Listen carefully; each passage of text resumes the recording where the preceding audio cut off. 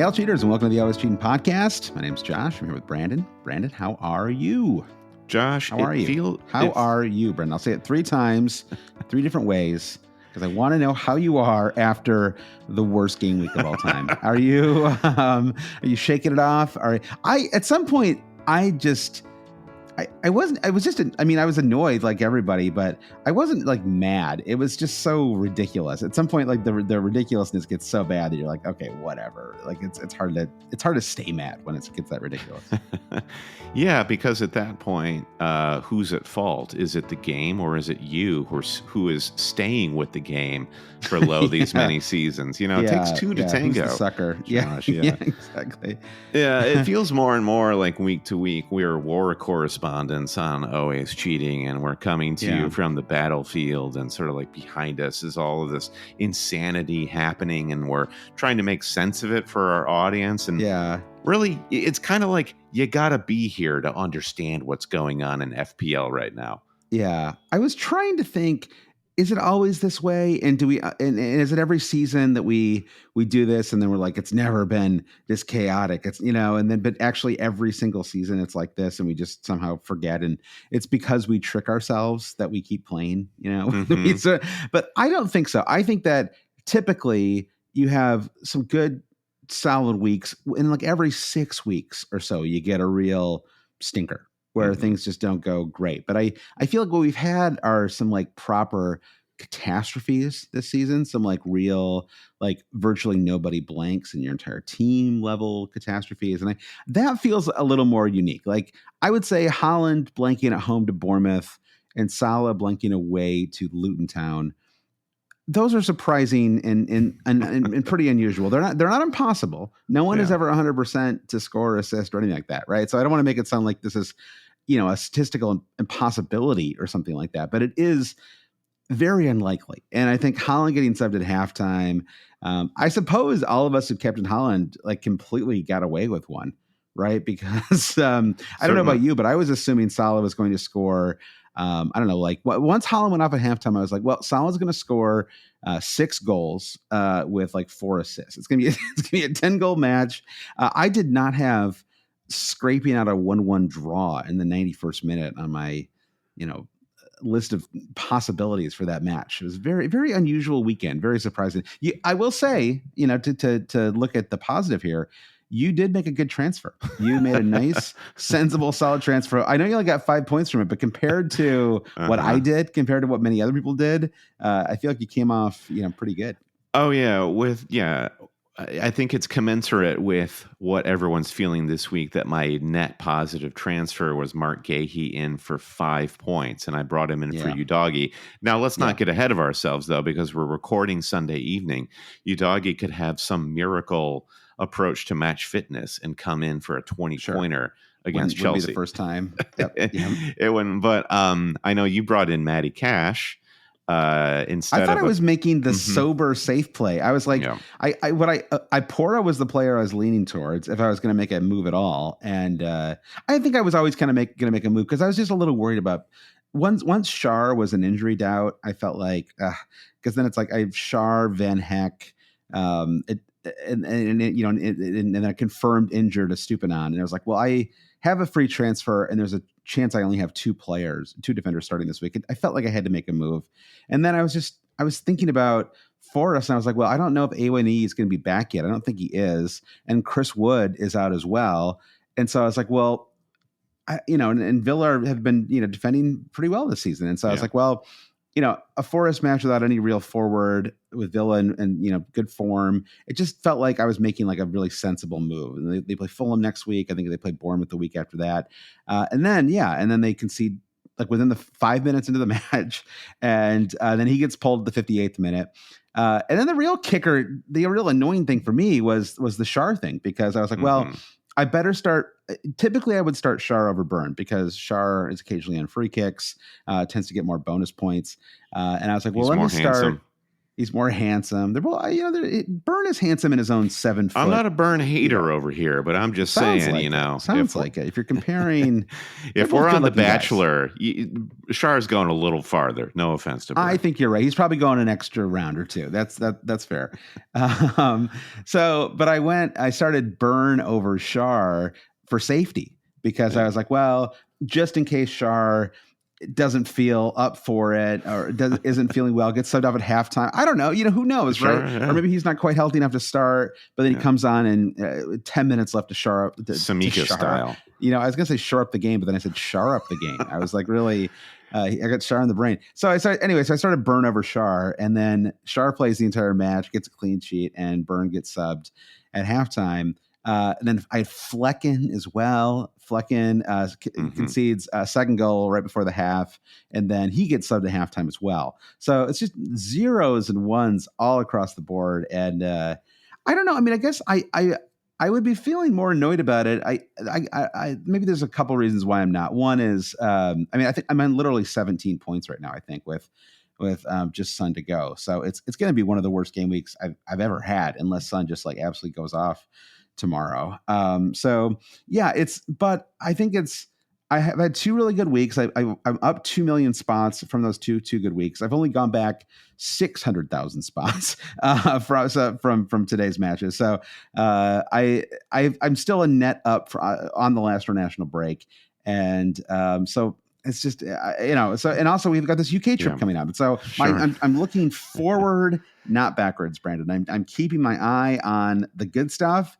And the bad stuff, I'm just trying to just brush it behind me. That's been my feeling the last month, where I've just kind of been dropping in overall rank, is it can't all be forward progress. Even the people who have the best of seasons, you're always going to 2 steps forward, 1 step back. The best of seasons, 4 or 5, 1 step back. There's always a step back. And in the bad seasons, there will be many steps back, and they are what they are. All we can do is look at the next game week. I think the problem that we're experiencing this season is there are so few signals or directions of where we should be going for the next week to correct, because there is just this level of chaos. And the Haaland and Salah blanks this week just speak more to that. Like, usually we're used to, all right, Haaland blank, this was kind of a disaster match for him. Then it will balance out by Salah having a monster game week. And the fact that no one can be counted on. Ollie Watkins, who was the favorite, 3 weeks ago, forward in the Premier League. Yeah. Alvarez, none of that. And I'm excited for this Chelsea Spurs match on Monday, because it kind of is auguring well for Spurs being the fantasy team. It's sort of I feel like maybe in this parish we've been trying to resist the fact that Spurs are that sort of like bellwether this season. Well, you more than me. You had your famous farewell match a couple of weeks ago. I did, and that's fair. I accept that. So now this is your welcome back, guys match. Welcome back, Cotter. Welcome Insert back, Cotter. The Exactly. Yeah, exactly. It could be. We'll see. I mean, I wonder going into the next game week, what is knee jerk? This is the problem I want to solve in my own brain. So I've had 2 catastrophic game weeks in a row. Everyone, I think, now is in the same catastrophe boat coming out of game week 11. Yeah. We're all going to have to reckon with the idea of knee jerk, right? Like, do we need to explain the concept of knee jerk to everybody listening? I think they get it. Like, I've had a bad game week, therefore I'm going to rip up my team. I'm going to take transfer hits. I feel like the short version of it is just like, I can't physically stand to go into next week with the same team that disappointed me. Something has to change. It may be a transfer, it may be 2, it may be 3, but something has to change. And I'm feeling that way a little bit myself. Although honestly, I don't quite know what I'm going to do yet.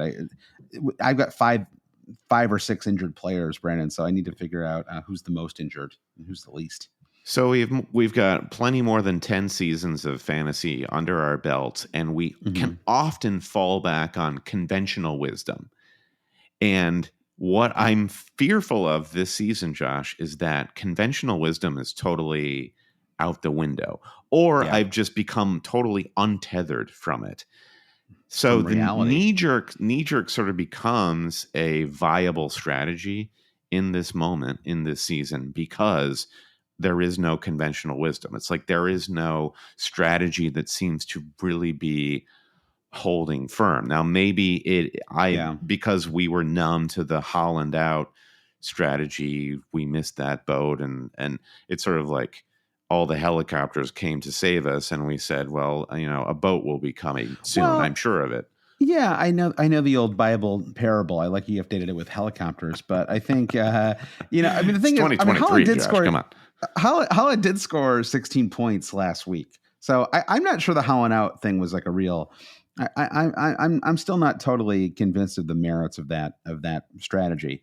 Although I respect it as a gamble. I mean, he scored 24 points in the game weeks 9 and 10. So I think, I mean, honestly, we don't really know, right? And so we have all these injured players, and as of the Sunday evening recording, we can't really say with any certainty who is going to. Oh, Brendan, if we miss out on our chance to see Holland at Stamford Bridge on Sunday, that's going to be painful. We I saw think we actually joked about that. We were like, don't get injured this week. Yeah, because we saw the Manchester Derby in 2020 when we were last there, and De Bruyne, legendary player, GOAT, my favorite midfielder on the planet, was injured, and I was really not pleased that we missed seeing De Bruyne in the flesh. And Holland just is like a monster of a man. We've got to see him. But the Pep's comments after the match, the Bournemouth City match, were it was an ankle tweak. Holland should be right for midweek. If not, probably the weekend. So at least Pep is comfortable saying in his comments after the match that it's not too serious. It was precautionary. However, another thing that we're trying to learn this season is how the lies that lying liars tell, usually managers, about player injuries. Sven Botman, I'm looking at you, and Eddie Howe. Yep. So as you said, we really don't know anything at this point. We know nothing, Jon Snows, and I think the Matty Cash also has I think he has a shoulder injury, so he's flagged for this weekend. That could be a problem for many of us. He's also just on Matty Cash and interrupting your injury flow there. No, go ahead. I've got a bigger problem with Matty Cash, or I just don't think he's been up for it the last 3 game weeks that I've watched him. And it's like a Trent Alexander-Arnold sort of situation where he can't, if he's trying to attack, he can't defend. When he's trying to defend, he can't really defend. And then it kind of hinders his ability to attack. So Matty Cash for under Unai Emery is getting to this point where I feel like he kind of just doesn't exist on the pitch. He's like a jack of all trades and a master of none. I am really targeting to get him out regardless of his fitness. I know he's going to end up being a short-term play, I think, for me as well. I gambled and it didn't come to pass. I mean, he's got 2 good fixtures in the next 3. So it's Fulham. He actually has Spurs away in 13. And so honestly, if he was out, if he's out for this weekend, I will probably just drop him this weekend, and I'll literally have him for 1 game week 0 where points. He played 58 minutes and he got subbed and scored 0 points. It'd be like the perfect run. You know what? It's like the reverse of when you've owned Ollie Watkins for every single game week this season, except the 1 game week he scored 23 points. Nailed for it. That kind of season. Yeah. I guess at some point it is getting kind of funny. I don't really know. I mean, I don't plan to quit playing. Like it's still fun. Good. Right. No, I just mean like, it's like at some point it's like, okay, like what are you going to, what's the point of getting upset? Right. So on that point, yes, it is what it is. Yep. I felt like the Sunday matches for me personally were the perfect antidote to Saturday, both football-wise and fantasy-wise. So there was the fantasy disaster that was Saturday. There was also the Newcastle-Arsenal match where there was the VAR controversy and everyone was just kind of like, what is this league? What's going on? The Forest Villa match, then the Luton Liverpool match. I thought both of those matches were so fun and interesting, and narratives of not teams getting beaten, but teams beating the other team. Forest just came out and executed a plan against Villa. Luton getting the draw against Liverpool was a matter of Luton playing so well and making that match really competitive and fun. It was not at all a matter of Liverpool beating themselves or anything like that. I thought, and even the fireworks over Kenilworth Road, adding to the atmosphere. Wow, brilliant Sunday. I don't want that to be overshadowed. So at least we had some football, right? I like that, and I think that's a very positive note to end this opening segment on. So let's end it right there, Brandon. And I want to say the theme of this week's pod. And basically, we're going to look at game week 12, look a little bit at the fixtures after that. But game week 12 is the final game week before, you guessed it, Brandon, another international break coming after this weekend. It always feels like one too many, doesn't it? Yes. But this is the last one for a good long stretch. I think the next one is like late February, early March, something like that. So one more break, one more chance to see your. Many children learned how to counting international breaks. It's like counting 4 blocks of 4, Brandon, blocks of 4. So this one felt like it went by especially quickly. I don't know about you. It feels like But anyway, so we got we're mostly looking at game week 12. I think there's a lot of decisions to be made. I want to talk a little bit more about. We got at this a little bit, but someone asked a question about the signal and the noise. Like what do we believe? Have we drawn any conclusions by the last couple of weeks, or do we feel like there's just a lot of randomness involved? I certainly when it comes to like Solomon Holland, that feels like a bit of just a little fluky. Whereas like you sort of talked about Matty Cash a little bit. Maybe there is something there that we need to be even beyond the injury be worried about. But I do first, Brandon, want to remind everybody that we are going to England. We're going to be in the UK from. I realize England and the UK are 2 different things, but we're going to be within the UK in England. We're going to be in London. We're staying in the London Bridge area. We're really drilling down geographically here, Josh. I love it. I'm painting. Before you interrupted me, I was painting a beautiful, beautiful visual. So we touched down. Should we give everybody our flight number? No, track our flight. You try to track our flight.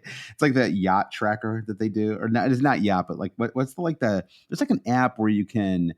It's like you can like when Elon Musk goes on like a private jet, you can like track his where he is and where it takes off, and sounds great. We should be on that like app for sure. sure. We should be on that for sure. So Thursday we're going to see 3 matches in 4 days. Thursday we are going to see West Ham. They host Galatasaray in the evening. Olympiacos. Olympiacos, of course. I'm sorry, geez, Galatasaray. Come on, they're hosting Olympiacos, it's an evening Europa League match. I'm really looking forward to that.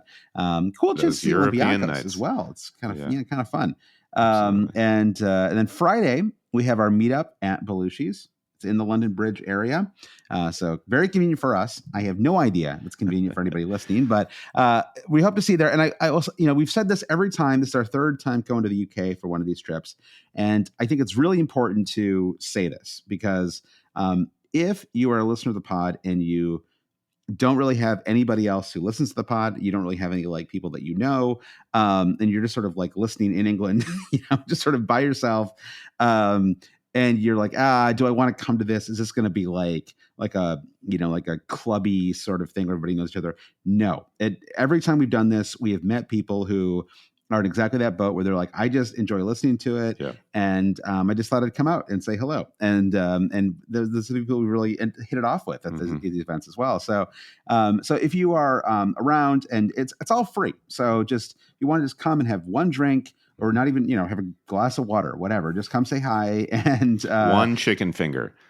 Yeah, one chicken finger and you're out. That's fine. But if you want to come say hi to us, I believe it kicks off at 7 p.m. 7 p.m. And then that's Friday, November 10th at the Dugout at Belushi's London Bridge.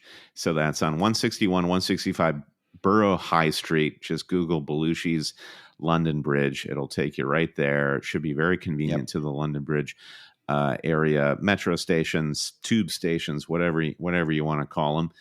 And we're gonna be there, just hanging out casually, having drinks, and we'll be looking to the game week GW12 deadline. So Yeah. if you got a problem you want to solve, come solve it in person live. I think the last 2 times we've done meetups, the deadline had already hit. And so I think this is the first time we can hang out and actually talk about the game week before it happens. So that'll be kind of fun. So that's Friday night. Once again, free, the dugout at Belushi's near London Bridge. Saturday, we are going to Selhurst Park. We're going to watch Crystal Palace host Everton. You are now going to have a player in that match, unless he gets injured as well, who knows, but let's hope so. Are you going to start? You got to start Gahey for that match, right? Hosting Everton. I will absolutely start Gahey, and I am looking at JWP to Eze just to give me a little extra sweat. Just be a little. For that game. Okay, I like it. So I'm going the other way, where knowing that you're getting the players out. I don't like to have a single play. Yeah, if possible, I would transfer Holland and Alvarez out before this. Yeah. I don't like the sweat is too much for me. It stresses me out. Floppy is what it is. Yeah, exactly. And then Sunday we are going to Stamford Bridge and we're going to watch Chelsea host Man City. So it's the final game week to end the before the international break. It's the final match on Sunday. We're gonna be, I think, in we've got pretty good seats. So keep your eye out for the cheaters. We're gonna have poppies. You've secured some poppies. I've secured for us, the poppies. So yes. Yeah, we'll be all poppied up, and I think we're gonna try to dress a little nicer than we normally would. Brendan usually looks like hot garbage, and so this is a chance for you to kind of literally like a plastic garbage bag with armholes cut out of it. I'm watching you right now. You're actually recording this shirtless, but normally you record with a garbage bag that you the heat's blasting in my apartment right now. I have no idea why. It's very hot. So that's our trip, and then we will head back after that. So we hope to meet some of you over the next few days. Really looking forward to it. And just one quick note, because we have been talking about the UK trip with some of our friends on the Discord. If you want to say thank you to the cheaters, if you want to I don't know, just like I thought the match day chat was really, there was a lot of gallows humor this weekend. A lot of people also, there was a great thread where I was being made fun of for saying that people say 10 November in the UK, which apparently no one has ever said in history. They all say the 10th of November, fake news, which is an incredible number of words and consonants. But, I think that's fine. If you don't want to say November 10th, don't do it. I don't really get it, but you can do it the other way and say 10th of November, Brandon. That's judges. Fine. Yeah. No judges. But anyway, if you want to, now that I've insulted everybody, if you want to support the podcast, you can go to patreon.com/alwayscheating. And we'll do an extra podcast. We do an extra podcast each week. We'll do some kind of trip diary for sure. We did this last time, I remember, Brandon, where we kind of took some photos. We did a couple short audio bursts as well. So we'll do something. I'm certainly going to bring my microphone with me on the, to do some totally. Yeah. Our Airbnb review is going to pass through our Patreon supporters before it gets to Airbnb.com. So if you want to weigh in on what we should rate our Airbnb, definitely subscribe. Exactly. So I guess I'm sort of throwing our head over the fence here a little bit, but I think we can promise some level of travel. For sure. I love that. Any chance we get to freshen up our podcast marriage, Josh, let's take that opportunity. Podcast sparks are going to fly when we're there. We got a place with more space this time, so you and I can we can get a ruler and figure out what the most extreme opposite corners are of the place we're staying. Anyway, so thank you to all of our newest Patreon supporters. We have 5 just this week, so it's always nice, Brendan. Sometimes it slows down when you get into the season. But thank you to Anders R., Damian Bird, Adam White, Jasek, and Odor Sigur Jansson, which someone was there was one of our newest Patreon supporters said, my name often gets mangled, but it was never mangled quite as badly as you did on the last week's pod. So thank you to everybody who can sit through my pronunciations. All right, Brandon, let's take a break and look ahead to Game Week 12. There's no I in team, but there is one in Indeed, and that's the hiring platform that you need to build yours. When you're hiring, you need Indeed. Instead of spending hours on multiple job sites searching for candidates with the right skills, Indeed's a powerful hiring platform that can help you do it all. One of the things I love about Indeed is that it makes hiring all in one place so easy because Indeed does the hard work for you. They show you the candidates whose resumes on Indeed fit your description immediately after you post so you can hire faster. Join more than 3 million businesses worldwide that use Indeed to hire great talent fast. Start hiring now with a $75 sponsored job credit to upgrade your job post at Indeed.com/Blue Wire Sports. Offer good for a limited time. Claim your $75 credit now at Indeed.com/Blue Wire Sports. That's Indeed.com/Blue Wire Sports, and support the show by saying that you heard it on this podcast. Indeed.com/Blue Wire Sports. Terms and conditions apply. Need to hire? You need Indeed. Don't miss The Marvels in theaters on November 10th and see where the Marvel stories all began when you watch Captain Marvel, WandaVision, and Miss Marvel, only on Disney+. Get Disney Plus with Disney, Pixar, Marvel, Star Wars, and National Geographic. Plan starting at $7.99. All right, Brandon, we're back. Game week 12 kicks off on Saturday, 11th of November. And we've got Wolves hosting Spurs. Interesting match. I already deeply regret going cash over Porro, although, again, let's not look backwards, Brandon. Let's look forward. Maybe I'll just move right to Porro this weekend. I don't know, who knows, right? The world is my oyster. Would you do it on the pod right now for me if I asked you? No, I would not. I mean, if Cash is healthy, I do like him for that Fulham match. I think it's a good match for him. Yeah, I think there are going to be a few blood sacrifices in game week 12, namely Arsenal probably just flaying Burnley. So condolences to Burnley supporters, but I could definitely see Villa just absolutely destroying Fulham as well. Yeah, that actually is maybe the obvious transfer this week would be to let's see what happens with Dan Burn. But if because he's not just he's the full 50% flagged. I feel like if you're 50% flagged, that's trouble, right? 75 could mean anything, but 50 or 25, those are deadly, right? It might as well be out. So I could look at an Arsenal defender for sure for that Burnley match. Have we settled? I mean, I don't want to get into super into the weeds right off the bat here. It would have to be Saliba, right? He's 5'2", though. It's pricey. I mean, you can't move Burn to Saliba easily, right? No. And I guess David Raya has been. I vouched for him maybe a week or two ago, and you regret it. Woof. He's not been good. It's a tricky thing. I guess Zinchenko would be an option. That's one thing you could consider. Maybe, but that seems risky. He didn't start against Newcastle. That's true. Yeah, what am I saying? Yeah, they're all Gabriel. You can't play. Of course, he's unplayable, right? Because you're blocked. He's banned. He's liable to get dropped at any moment's notice. Ben White is quite expensive, so tricky to get to. And so it's really. It's Saliba or nothing. He's really the only option that you would really consider. Yep. Gosh, it's tricky. And Odegaard too. I mean, you've got Odegaard, right? I mean, who can actually have Odegaard at this point would be my question to you. I mean, he was until the minute you bought him, he was really having a terrific season, and it is, it's gone a little pear-shaped since then, Brandon. Kind of have to laugh, I suppose. So he has an issue with his hip, and it's day to day with him. I kind of thought good going into the weekend because he came on for a substitution appearance in the League Cup match and scored an injury time goal. And I'm like, great, fantastic. We got a plum fixture here on Saturday, and boom, he doesn't even make the match day squad, which gives you further concern given that they dropped points against Newcastle.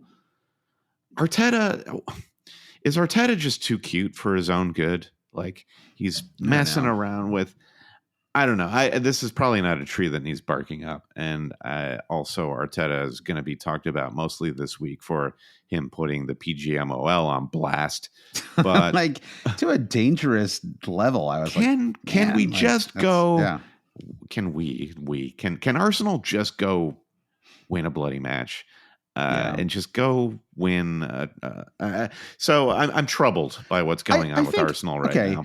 Okay, I do get this, and I'll use this as an opportunity to fold in a question here, because there was one about Boston Prof says, how essential is it to get Arsenal assets for the run? But he says, I don't have any. I'm not sure even I want Saka over some other mids, and I do think that going up to Newcastle, big match, right? Evening match, or certainly late in the day. It's that's a really tricky place to play. A lot of very good clubs go to Newcastle and lose. So I don't think it's.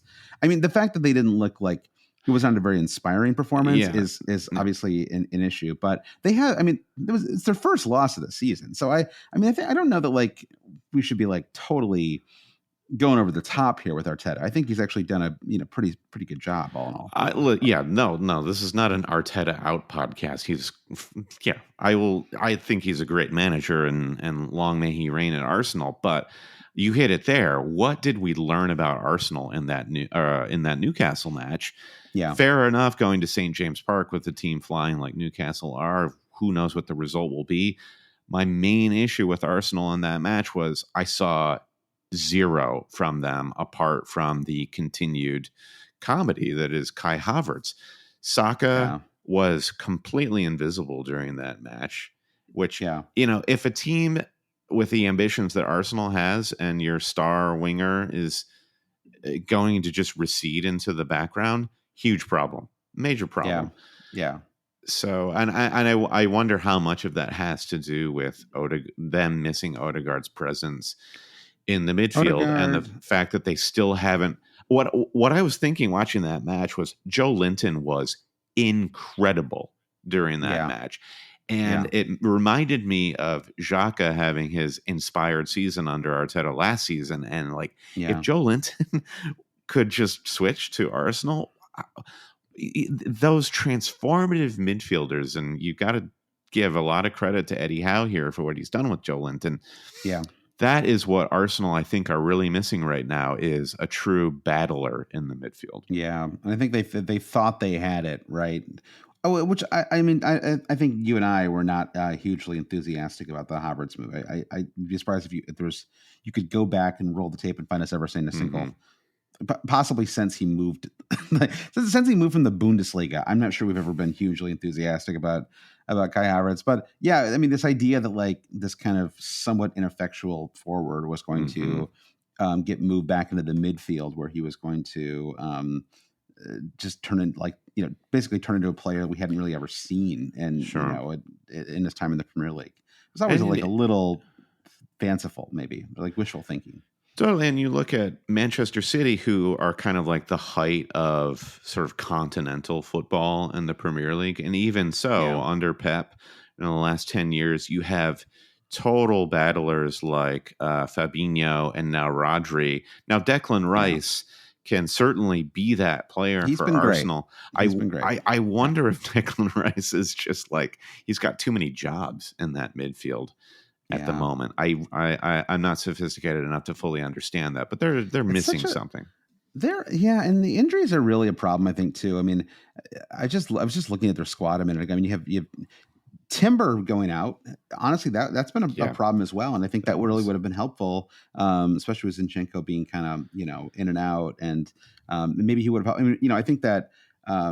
Martinelli has had some issues. He has not, unfortunately, had a great start to the season either. Right. Gabriel Jesus just has really struggled with his health. Thomas Partey being out too. I think that's they had something going kind of at the start of the season, right, when they were sort of rolling off some wins, and they had Partey on the Gabriel position. Yeah, exactly, and that was actually.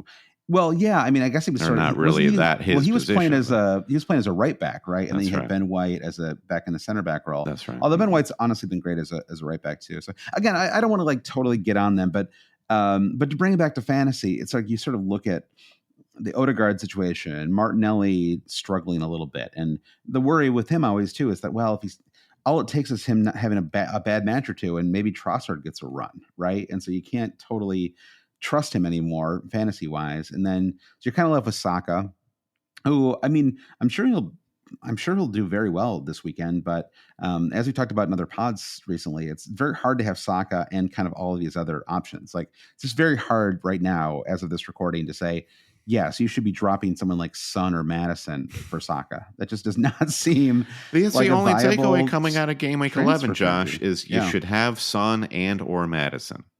Are they benefiting from having not played yet? Because 100%. Everyone has been bad yes. this weekend. So yes.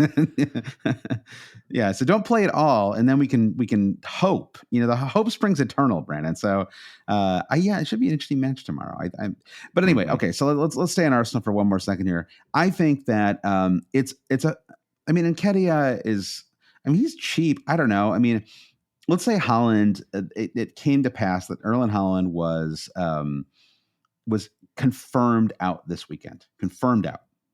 Would you consider, possibly as a short-term play, dropping Haaland for Nketiah? Is that too crazy, too extreme? I'll tell you, just also note that Haaland is he's 14 million, so he is exactly at his starting price. So he is not, which is obviously insane price, but it's not like you'd have this like horrible dilemma where he started at 12 and now he's at 13.2 or whatever. He's literally at the price he started at because his ownership was so high at the start of the season. It's confession time, Josh. So step into my little dark room here, and let me tell you a little story about a man watching Luton Liverpool and a man thinking Darwin Nunez so bad for me, but he could be so good. Oh, so good. Watching that match, I was just like, I know this Darwin. I've seen this before. Where have I seen this before? Oh, the entirety of last season. I have seen this version of Darwin. And yet I still find him so irresistible. Well, so I feel like I'd go for Darwin over Nketiah. Well, I don't know that I can I don't You're know not a bad boy like me on that one. Yeah, I'm not. I think I would rather go Nketiah just because I think Burnley are really quite poor and crummy even. Crummy even, and Arsenal have a nice little run.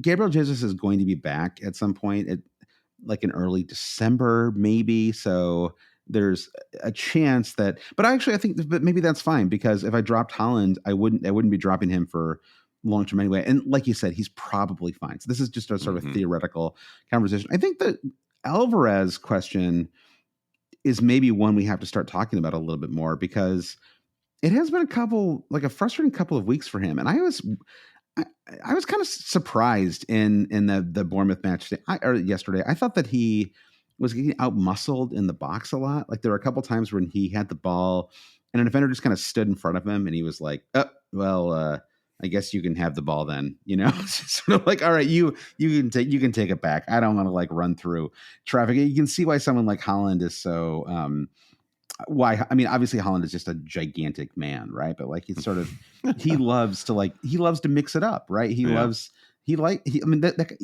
crazy that he doesn't have like some massive red card suspension under his belt, right? Because you could totally see him just like throwing a punch at somebody at some point, right? He just loves to get up there and mix it up. But whereas Alvarez, it feels like he's not. It feels like maybe he struggles with some of the more physical stuff. And I don't know. It's 3 blanks and 4 from him. He still only has 1 double-digit return. This is just not a place I thought I would be, but I'm just starting to. I finally got there a little bit. I don't know. It's just. I guess it's just like we're all getting there, right? It's like how many. I can't have these weeks. Like I can't just have weeks where all of the players on my team blank and then I'm like, be patient, trust the process. I guess so. Maybe we are in that kind of knee-jerk territory that you're talking about.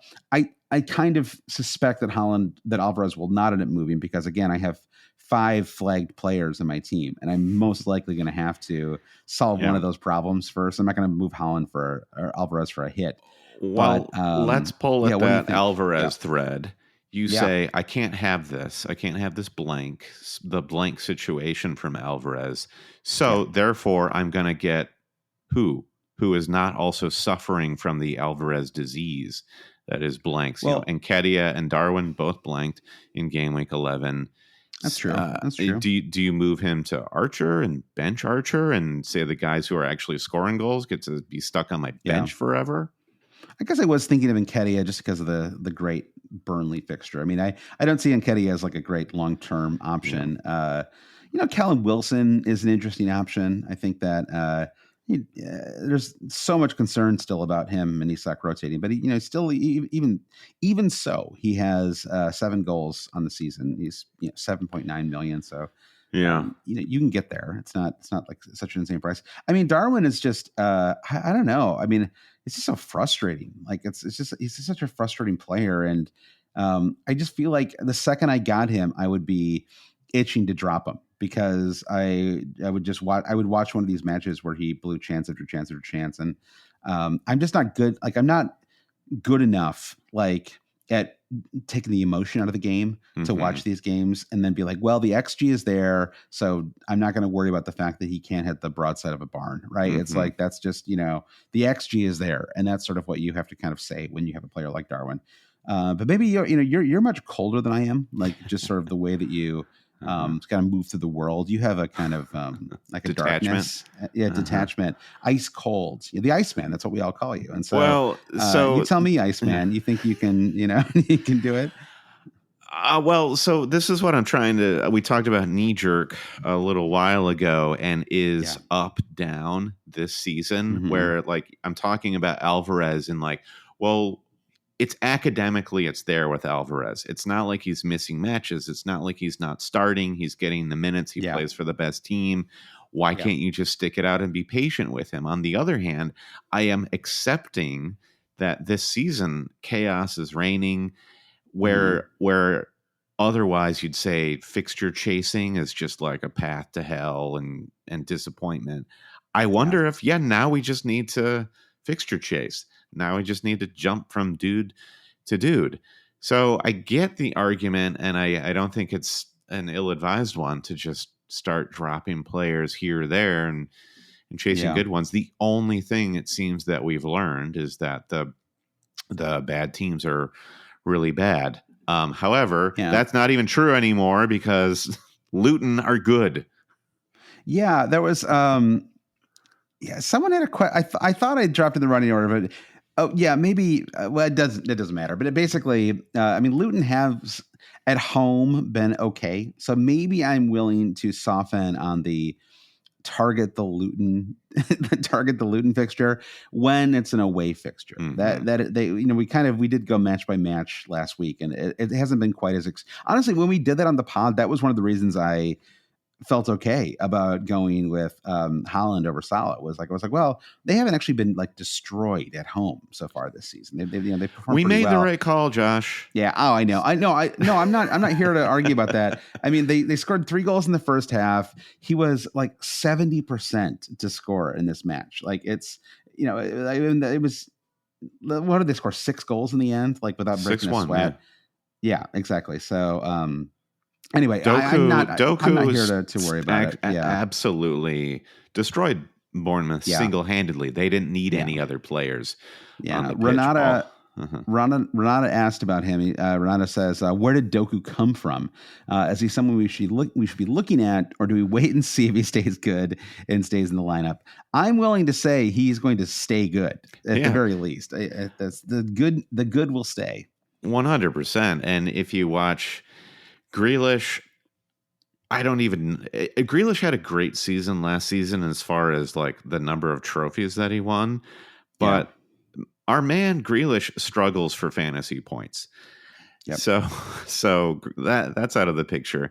It's clear that Pep has seen something in Doku, and Doku on the left instead of Grealish has transformed the attack. Yeah. And when you have a focal point like Holland, where it's just like put all the guys in Holland and block Grealish cutting into the right, now you have somebody as dynamic as Doku.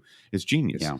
And he was so good. I was really impressed. He's a really fun player to watch. It's just really fun to watch a pacey winger, and he's got like an aggression to his game too, right? It's like he really wants to get into the box, and it's just sort of like fun. He's not hugging the touchline, right? I don't know. It's just sort of fun to watch him play. Yeah, he seems to be really good at take-ons, and the pass to I think it was the final goal that Bernardo Silva scored was incredible. So he's the full package. I mean, is this different than Phil Foden, where like Doku is going to be like, he's going to start 2 out of every 3 matches? I don't know. Kinda I'm not looks that ready to way. I start mean, building my transfer policy around getting Doku in. no, he He's started not going 2 to of the replicate last. that performance. Like Yeah. Bournemouth are abject and bad. Yeah, sometimes a player just has a really great match and performs really well, right. and you still don't want to have him in fantasy. And I think that's kind of where I am with Doku, right? Because he started, it looks like 3 of the last 6. I guess maybe he started 4 of 7, but he got subbed at the 51st minute in one of those.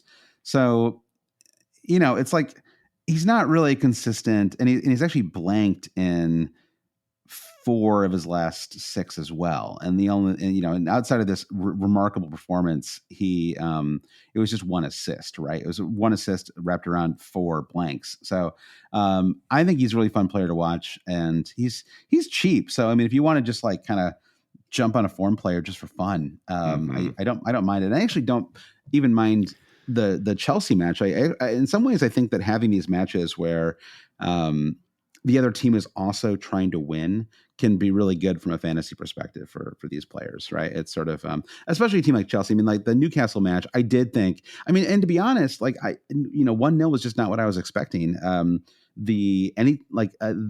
Both teams to score, like basically like both teams were heavily favored to score in this match. It was, a 1-0 either way was a very unlikely result. So, anyway, I think that, going away to Man City going away to Chelsea, I mean, they're going to score like a minimum of 2 goals in that match. I would assume.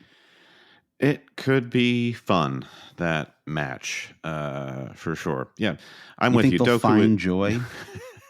Doku is the make fantasy fun again pick for sure. Speaking of 1-0 matches, that was the angriest I was all weekend. I had my, it was a deeply upsetting goal on like many cosmic levels. The Bruno for Manchester United goal, but I had my Leno in my little fantasy squad with his 3 bonus points and everything, and the number of times Fulham had to clear that ball. I could have definitely it's all fun and games to say, oh, I'll punch my TV, throw my TV out the window. I wonder if I could do like the boys style, just like punch right through the TV. Just punch right through it. Did you was your wife home? I was alone. And I actually, I have a very small apartment, but I did go into all the rooms in my very small apartment, saying some very awful things. It's a great question. When did you feel the worst this week? And I think Dan Burn getting subbed at halftime was a real tough one because Trippier is so highly owned. I don't know, having my squad. And I was like, oh my God, if they keep a clean sheet now, I'm totally screwed. Flecken going off at halftime was just funny because it's Flecken. It's Flecken. And I benched him for his 2 consecutive clean sheets and then started him when he got 0 points. Sure. I think the most annoyed I was actually was when I made my one transfer this week. I debated it. I literally was like, it was like midnight when I finally decided because, in the US, you really have to decide what you're going to do, before you go to sleep, because it's just very quality of life choice. It's a quality of life choice. And even, I guess if there was like a huge decision hanging on that early match, I might set an alarm for like 5:55 or whatever. But typically I'm just going to set it and be done with it. But yeah, I decided like right at the last minute, and then for them to concede 5 minutes into the match, I'm just like, well, I'm not even going to watch this. That the moment you're like, I don't even care anymore. And so that one was kind of a stinger. All right, let's go. Let's talk about Haaland quickly here, Brandon. We talked about him a little bit already, and I kind of got at why I wouldn't. If he's healthy, I wouldn't drop him. But FPL SWAT said, regardless of potential injury, is it time to spread the Haaland funds? And then he showed a screenshot of Chelsea at home, Liverpool at home, Spurs at home, Villa away in the next 4. About as bad a 4. Like if you threw like a Newcastle away match in there, that'd be about as bad a run of 5 fixtures you're going to get. But my perspective, and let me know if you disagree here. Please go. Give me your shot.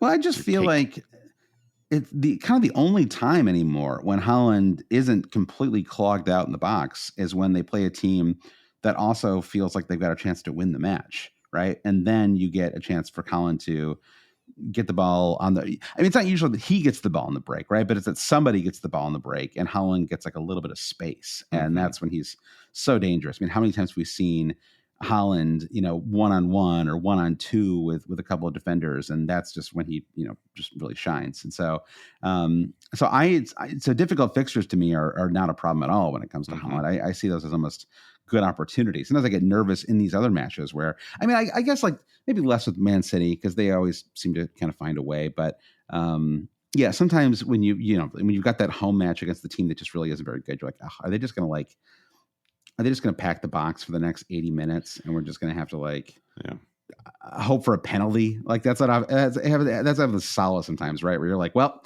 like the only way out of this one is a pen. There's kind of no other choice here. The Liverpool Everton match was exactly that, right? I have in my head that if Haaland is out for game week 12, that I will 100% sell him. But let's play that out. What if I do that?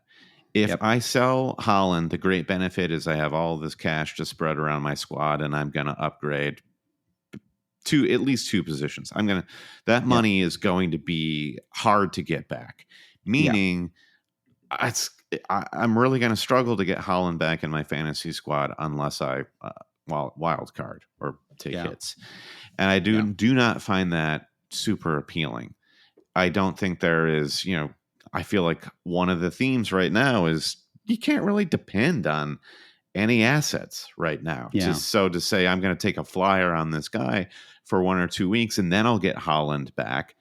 What really is the upside? You're kind of going to have to not get lucky. But okay, I've got a possible move here. This is something that you could consider, that I would consider as well. We both have Alvarez. The move could be Haaland to Nketiah, and then you could move Haaland back, but you can go Alvarez to Haaland, right? And because Alvarez is 1.2 million more, something like that, than Nketiah is, you can move some of that money around, but not all. I mean, you basically would free up $1 million there, right? And so but then the move would be to go from Alvarez back to Haaland. So anyway, that's just like one possible way to think about it a little bit. You would free up some cash, but I mean, obviously, you're never going to, unless the move is to instantly go back to Haaland, you're never going to have like 8 million in reserve, right? His 14 million price is so insane compared to everything else. It seems complicated. I do think if you go Haaland out, my feeling right now is you just have to go all in on that strategy. And to a degree, I think it's there. It's there to be had. I think there are enough midfielders and other auxiliary forwards, occasionally scoring enough. It's just so game week to game week right now. But you have to be ready to just accept that you don't have him. Am I coded enough here in that I'm signaling that I'm too scared to actually do this and given Pep's comments? Let's see. If he's at full health, I'm not going to do it either. But there are things I want, Josh, like Spurs midfield that I said farewell to, and I said I'll never welcome them back. No, it was a very kind and good-natured farewell. I hope to work with them again someday. I'd love to get those guys back, true. And that would be Spurs again, they just continue to benefit from not having. Yeah, when they lose 2-1 to Chelsea tomorrow, and the one goal is like a an own goal or something like that, it's gonna feel very different. Let's see. It's a vibe season though, Josh. Vibes FC, and look at all these clubs. There are vibes are sort of like weird at best at most of these clubs, except for Spurs. Spurs are winning the vibes race. The title chase for vibes is on. Speaking of vibes, FPL Brooklyn says, has Watkins lost his form? Says he's missed 2 sitters in the last 2 weeks. Are we softening or hardening? I don't know, whatever the right expression is there. How do we feel about Ollie Watkins now? Watkins never had form. Like, I don't get that. Like, he was just kind of benefiting from a team that was in form, and he had this insane match that, Doku's going to have, that Son's going to have, that Haaland's going to have, and Nketiah is going to have. They're all having them. And it just turned out Holland's number was up in whatever game week that was.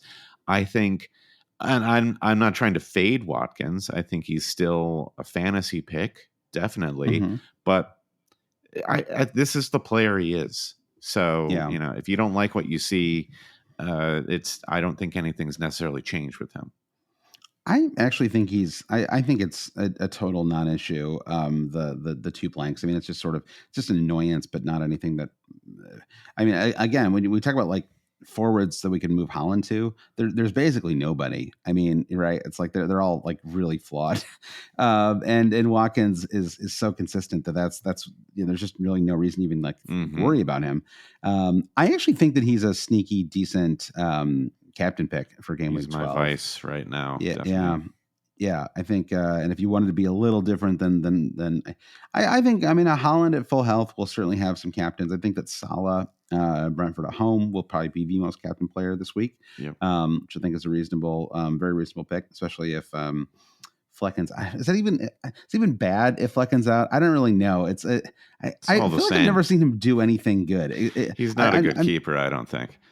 I mean, exactly. I mean, I don't know Brentford well enough to say, but it always seems like Strakosha plays well when he comes in, right? I thought he played really well in the Man United match. He got done dirty in that Man United match for sure because he played. I agree, he played really well and just fluked McTominay. Yeah, so I think that Watkins at home to Fulham is a great captain pick, and I'm kind of kicking it around a little bit. I don't know, it just sort of depends. I mean, I also think I have a little too much recency bias with that Luton match with like why but I guess my thinking there would be I think that I think Salah's an excellent captain pick too. I'll probably end up going captain Salah, but I mean, Ollie Watkins has 2 double-digit returns this season. It's in 2 of the last 3 home fixtures for Aston Villa. They have just been excellent at home, and he's I don't know. He's very rarely substituted, so he's going to get a lot of minutes in these matches, and I don't know. I just feel like and Fulham they're okay. I don't know. I mean, what are your takeaways? Obviously, it's really brutal to lose a match, 1-0 in the 91st minute. But were you impressed with how they played overall? Like, what do you think? Yeah, I think that they're just soundly organized, and Willian had a particularly good match, which was great, and Pereira in the midfield was also fine. Yeah. Their defense is weird. Calvin Bassey, who's now playing alongside Tim Ream in the center back position, is every time he plays out of the back, he gives the ball away. So if you're a team that has really canny operators like Douglas Luiz in the midfield, I think Fulham are going to find it a lot more difficult to play out of the back as opposed to a sort of a lazier team like Manchester United as they are now. So Fulham, I said this, I feel like a month or so ago, where like we don't have to talk about Fulham ever in a fantasy conversation because they're sort of just like they're just a weird like this season they're not going to achieve anything, nor are they going to lose anything. They're just going to be weird obstacles in the way of everything. I guess I was thinking in the context of whether we think they're going to put up a big fight against Villa or lose 3-0 or something like that. I think you're right to call out Villa's home form, and Fulham can, once those dominoes start falling, I guess Fulham can concede 2 or 3 goals easily. Yeah. So I think therefore I like Villa in this match, honestly. All right, because Fulham just don't sit deep. They play a little bit more expansively. So Aston Villa, if they play their game, they should definitely score 2 to 3 goals. Yeah, I guess that's the thinking. Is like, and that's one of the reasons I'm sort of intrigued by the Watkins captaincy pick. You can just see him latching on to a loose ball. Right. Yeah. And just sort of, exactly. Either he gets it himself or he plays somebody in, or it's very easy to see a scenario where he gets a goal and assist in that match. All right. So that's one final question here, Brandon. It's from Scott Simpson. He says, who are the teams to target for the rest of November going into the busy part of the season? And he also says, thank you for making my 6 a.m. cycle to work in the snow in Finland much more enjoyable every Monday. Now, Brandon, rule of thumb, it's probably true of all podcasts, but a little thank you note, a little bit of flattery goes a long way. Often gets your question on the pod. So thank you, Scott, for that nice note. And teams to target for the rest of November and going into the busy part of the season. Now, of course, we have just the one fixture, and then we have a national break, and then we've got a bunch of matches. And I think we have our first round of midweek Premier League matches coming. I believe it's in game week 14. So it's like December 2nd, 3rd, 4th, something like that. Or I guess actually it's a couple of days after that. So maybe it's like the 5th, 6th, and 7th.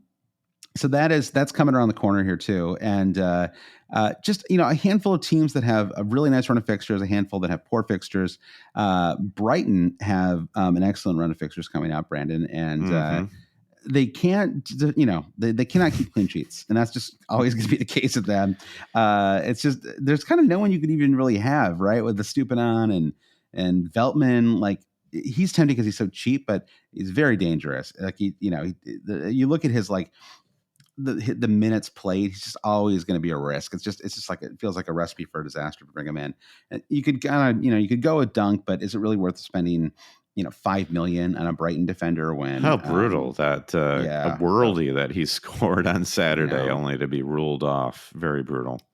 And it was such a tight call too. It's just like I read something about the VAR decision for the Newcastle goal. They checked for 3 different things, like on the review. They're like literally 3 separate things were part of it. And I was like, this is, at some point it feels like, maybe just don't check. Listen, maybe just don't check. It's just like, I mean, I don't even want to get into legitimacy of the goal. I don't want to wade into that at all because I just don't want to talk about it. But like, it's at some point, it's like, are they looking for ways to like eliminate goals? It almost feels that way sometimes. Like they're trying a little too hard to drop goals. At some point, it's like just totally. It just makes people angrier when they do this. We were talking a little bit about real life work before we started podcasting, and the idea of you putting your work out there to your internal colleagues for approval, and other people feel like they're not doing their job unless they send you like critical feedback in return. Like, well, I got to point something out. I can't just say looks great. Got to justify you asking me. So I feel like VAR is doing a little bit of that at the moment. Like, well, I'll just give you a little bit of constructive feedback on how this goal worked out. Take it or leave it. It's just crazy that we're this far into the VAR era now, and this has got to be, I think it's probably the worst season for VAR so far, at least in terms of like fan frustration. Sure. But anyway, it's all right. So worse.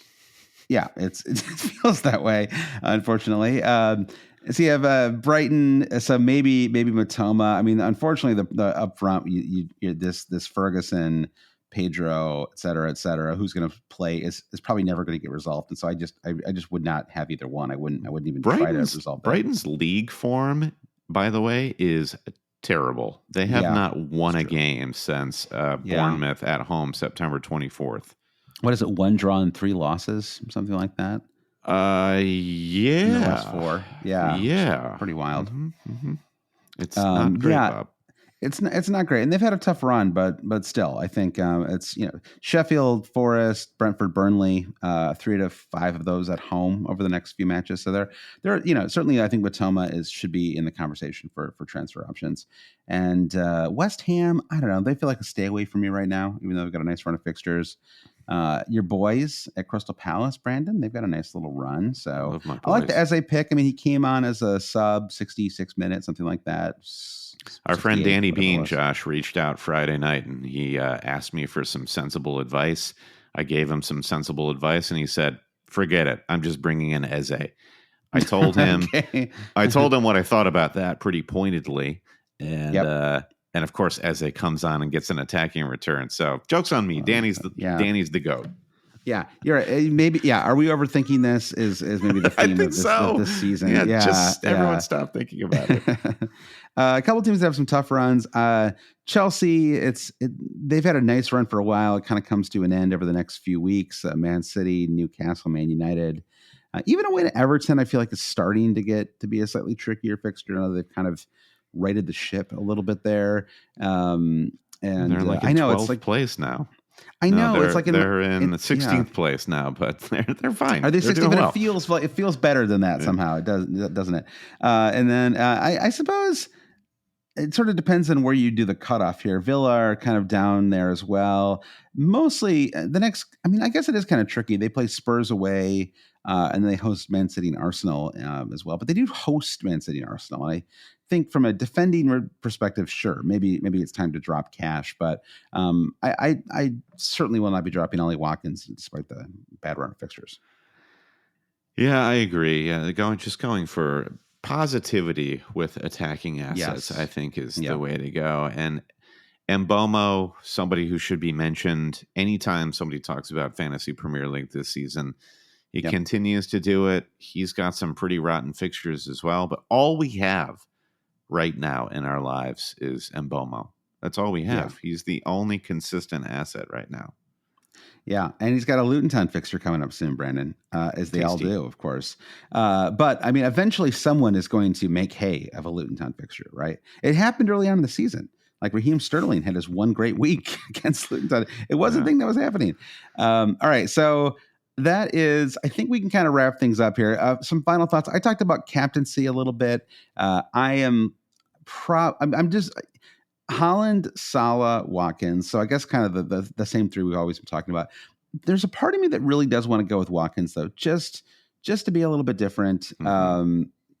It just seems kind of fun to go with him. It's like I can't see him not getting attack and return in that match, and I could see Brentford possibly giving Liverpool some trouble. So I guess that would be the one argument for Watkins over. I don't know. I think they're both good picks though, to be quite honest. What about you? Yeah, I have Salah captain in my best team, Watkins vice for the same logic. The trick here is they both have home fixtures, and Brentford, you just don't know what you're going to get with them. Yeah. I mentioned this before. I wonder what the blood sacrifice ratio is going to be in game week 12, because a lot of teams like charge toward whether it's top of the table or top four stuttered because of unexpected opposition, whether it's Liverpool, Luton, whether it's Villa going to Forest, though no one should really go to Forest and expect an easy battle. So I by that logic, I'm wondering if Liverpool just say, sod it, we're going to actually put Brentford to the sword. And I think you've definitely had your issues with Brentford and Mbomo, even as you've owned him through the good times. Is like sometimes Brentford can just look really quite poor. And I think that team there, as good as they can be week to week, can also just be crushed. So especially away. I mean, it's like a lot of these clubs, they're just so much better at home. Yeah. Right. So there you play the home fixture, and that's another thing that rules Haaland out of the discussion. Now, Arsenal should be in this discussion, and they are in my blood sacrifice category. I think they will absolutely throttle Burnley. However, with the Odegaard injury and all of these players struggling for form, as we talked about earlier, I'm a little wary of pinning my hopes to one particular Arsenal player. And I think Arsenal are good in that way, where you kind of just don't know who's going to pop up and be the hero. Is it going to be Reece Nelson this week? Maybe. I think it also hurts Saka a little bit, just that if Odegaard, we'll see about Odegaard, but especially if he's out, right? It's just with Martinelli not playing quite as well, with Odegaard possibly being out, it just Saka can't kind of drift into great spaces quite as easily, right? Like it's just like the strategy very clearly is to really closely mark Saka, don't give him a lot of space.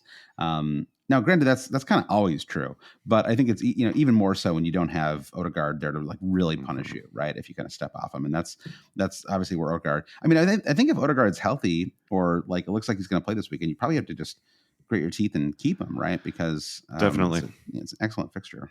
Yeah, if I look at my team in particular, who are the weak points? Who do I really want to drop? I would love to keep Odegaard if he's healthy. I would love to keep Haaland if he's healthy. I'd love to keep Cash. James Ward-Prowse is the guy who I would get the most satisfaction from dropping. It's just like the West Ham gambit the last few weeks has been awful, unless you picked up Bowen. For sure. So I think Ward-Prowse to whether it's Eze, whether it's Mitoma, Mm-hmm. I'm definitely open to a -4, even a -8. Honestly, I think just like I'm getting not a lot of excitement, not a lot of. I'm not getting a lot of feedback from my fantasy team right now, so I feel Yeah. like it's time I put a little bit of myself into my team. I need to invest a little bit of my own external resources, i.e., Mm-hmm. points into it. Yeah. So yeah. I think that makes sense. I mean, I think especially if this season really feels like it's just gonna be a grind. Like if it's gonna be a grind and I'm gonna get no points no matter what happens, let me have players who I really want to root Do for, it your way. and yeah, do it my way exactly. And um, anyway, so I think that makes sense. Well, that brings us to final thoughts here, Brandon, which is who's got that dog in him? Who's the XDIH for you for game week 12? Brought to you by the Ooh. Hitman Express. Yeah, the dog in him. I don't know. Is it Diogo Jota? He had a really good opportunity against Luton in the first half that he just didn't really hit it with enough. Well, he didn't place it with enough conviction. He hit it nicely enough. But there's I feel like as good as Luton played, there's something about this Liverpool team that is undeniable, and just how stacked it is going forward. And I think there's going to be an unlikely DIH player for Liverpool in game week 12. And I think it's Diogo Jota. Maybe the big Sabazle. Maybe it could be. It could be. He really ties the team together, Josh. He really does. All right. I don't like to normally go with a player this highly owned in fantasy. It feels like it undermines the spirit of this a little bit, but I think it's Ollie Watkins. I think that it's just hard for me to see a man of Watkins' vim and vigor, Brandon, held back for for 3 weeks in a row. The idea of Watkins blanking for 3 weeks in a row feels insane, right? The universe would. We're not down at that quark level, Brandon, where the universe starts breaking down and not making sense. We're here in the real world, solid oak, and I think that and Ollie Watkins doesn't have an ounce of fat on it. That man is carved out of oak. Right, so let's go with Mr. Oak himself, Ollie Watkins. He's my XDIH. Let's call him Charles Oakley from henceforth. Charles Oakley. What a great name! So good. No one has ever looked more like a Charles Oakley. I don't know. It's such a perfect name for him as a person. Yes. It's a great fit, great name. Yeah, I couldn't agree more. So, in terms of one match this weekend that you want to watch, that you'd recommend to other people to watch if you could only watch one. Now, for us, this is a charge question because we're going to be there in person. We're gonna see Palace Everton. We're gonna see Chelsea Man City. So let's take those two matches off the table. Which match are you most excited about? That's a good question. I think. Well, I suppose Liverpool Brentford is an interesting match because Brentford really played well in the West Ham match. They, it was just, it was a good match. That was a fun match this weekend, and it was an impressive win for them. And just feels like they've kind of righted the ship. They had that kind of the dips in form that they typically have, and they sort of come out the other side. And I just think that they could, just because they're so well coached and they have so much real talent on that squad, not like doesn't like hit you like, with big transfer fees, right? But it's just like you're like, wow, like they're like whatever. This player is like, who was there was somebody who really impressed me in that match, and let me see if I can just very quickly here. Who was it that? Oh yeah, Onyeka. I just thought Onyeka was really impressive in the Brentford match, and I don't know. I mean, like I don't know that we sit around and talk about Frank Onyeka very much, but those are just kind of players that infrequently find, right? Yeah, infrequently, certainly. So I think that I think Liverpool will win, but I think that could be a really fun and entertaining match. Weirdly, I'm looking at West Ham Nottingham Forest as just on the scale of evenly matched teams, and I think Forest are in a really good form at the moment, and West Ham not so much, and that balances out having Forest have to go to the London Stadium, and West Ham will have that home edge. I expect that to be a pretty competitive, maybe I hope it's well played, but you never know with these teams. I guess that's the risk you take with that shout out, is how much quality will be on display on the West Ham Forest match. Listen, it's an unpredictable season, Brandon. We're just doing our best over here. So that is it. That's your pod. Thank you to everyone for listening. Once again, we hope to see you on Friday at Belushi's, at the Dugout, specifically within Belushi's. This is the one down in the London Bridge area. I don't know. I don't know if there are more Belushi's there, but anyway, we're by London Bridge. That's the one you want to go to. Yeah, you can't miss it. Again, so it's 161, 165 Borough High Street. Kicking off at 7 p.m. at Belushi's, the Dugout, as Josh said. I cannot wait. Yeah, same here. So thanks everyone for listening. And if you're going into these matches we mentioned at the start of the pod too, let us know. I mean, we can try to, come say hey and meet you. I don't know, at the outdoor fan fest, Brandon. Like, let's see if we can make that happen. We're going to be taking in some hospitality pre-match, but I think post-match, certainly if you know a good spot for us to go watch the subsequent kickoffs and have a beer. That sounds fun to me. Exactly. And the West Ham one, we're just rolling up. I bought tickets literally from the club website, which I guess that's the move. People are always asking us how do you get tickets. To get a Europa League match, because the West Ham was like, any seat you want. It was like, do you want to like sit like with the players, in the dugout? I think somebody on the Discord said, "Oh, you called the box office for a Europa League match." Their response was probably, "When can you be here?" Yeah, exactly. How soon can you get here? Do you want to rent out the stadium? We can put a movie up on the big screen for you if you'd like. Yeah, exactly. So that'd be interesting. I'm very curious about the stadium though, the famous Olympic Stadium. So yeah. All right. Well, thanks everyone for listening. Brendan, do you want to thank our producer patrons? Sure. Big thanks to producers Mike DePietro, Trevor Ingerson, our buddy Chris Howell, Babas Kuhn, James Holland, Dave Wagner-Lodal, Nick Wright, Lazaros Llanos, Jesse Halstead, Bruce Kerr, Brian Chin, Blair Jacobson, Todd Byerly, Andy Portlock at FPL Merch, Kerry Swanson, Jefferson Turner, Buffalo Wild, Mings, Francis Moore, Sam Shower, Caleb Robbie, Vulgar, Paulson Kruger, Alex Holcomb, James Keatley, The Saint, Bob Fox, Craig Jackson, Charlene F. Kadakia, Terrence O'Donnell, Heath Cram, Thomas Tislop, Noah Louise, Travis Grant, Julio Pena, Linus Vanderstrom, Dan Parsons, James C., Matthew Skinner, Fro Jacobson, Brennan, Daniel Hart, Lolly, and Ben Coombs. Rate, review, subscribe wherever you get your podcasts. Follow us wherever you get your social media. And for all of this information, go to alwayscheating.com. Josh, I'll see you at JFK. Remember to bring your passport. Yes. And I've got to print out some of these tickets too. I gotta find a printer. I love old-timey England. Yeah. Let's get more paper in the mix. It's not all of them. Weirdly, it's like anyway. All right, we need to go down that road again. But anyway, thanks everyone for listening. We'll see you soon. Bye.